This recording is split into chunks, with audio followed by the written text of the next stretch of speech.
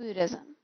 As we all know, the core beliefs preached by the historic Buddha and recorded by his followers into sutras and other scriptures were, in part, a reaction to the Vedic beliefs and rituals dominant in South Asia. The founder of Buddhism started out as a Hindu, and therefore Buddhism is often referred to as an offshoot of Hinduism. From its formation, Buddhism changed over time as it spread throughout Asia, first through the support of the Mauryan Emperor Ashoka, and then through the efforts of missionaries and merchants, and the establishment of educational institutions to promote its core teachings.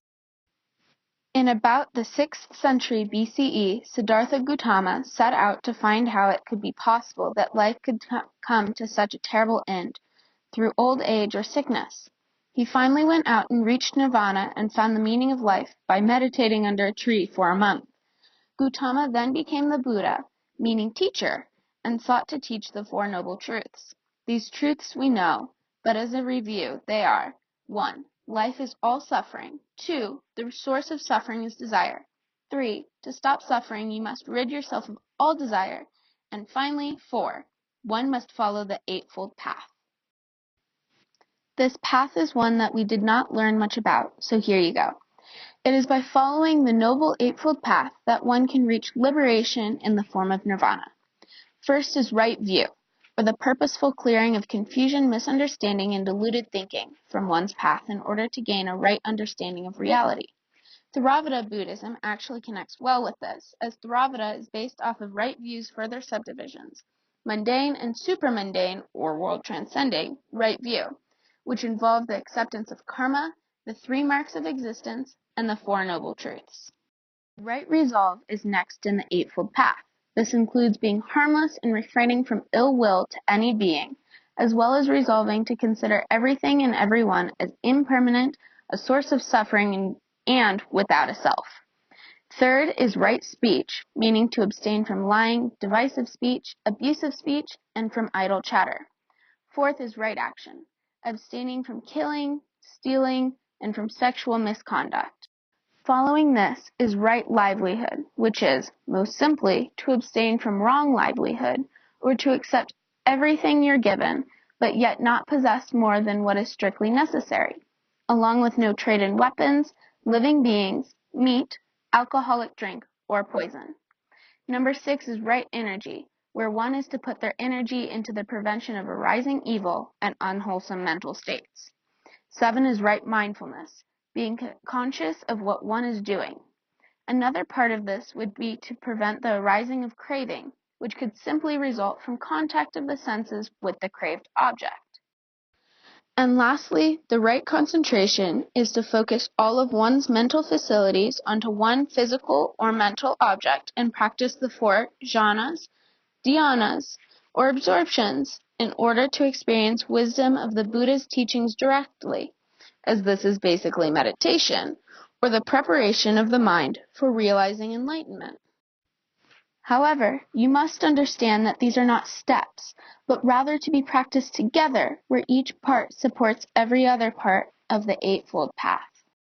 I apologize if and when I mispronounce any of these words. However, they will be posted up on the screen on these slides shown. The spread of Buddhism into China was aided in many ways. One of the first, and most significant, was when the Kushan ruler Kanashak ruled from 144 to 172 CE, when he converted to Buddhism. The Kushans controlled an area stretching from today's Hindu Kush to Kabul, Gandhara, northern Pakistan, and northwest India. The placement of the Kushan aided in that this was where Silk Road caravans passed through, as well as trade routes that connected the Indian subcontinent. This hence began the spread of Buddhism. Buddhism eventually flourished in China, especially due to some of the nomadic tribes on the steppe converting. When they did so, they often became less fierce and would absorb into the culture of China. The Toba, who had once extended throughout Mongolia and northern China, controlled said land under the Northern Wei dynasty from 386 to 584 CE. Several of their emperors converted and started to promote Buddhism. One in particular, the Toba King Hung, was so devoted to Buddhism that he sent his son, the Crown Prince, to be a monk. The son took the throne in 471 and kept it until 499, and as King Hung II, he not only promoted Buddhism, but he also brought the Tobas much closer to Chinese culture than they had ever been before, and by the late 5th century the Tobas were considered a completely Sinicized people.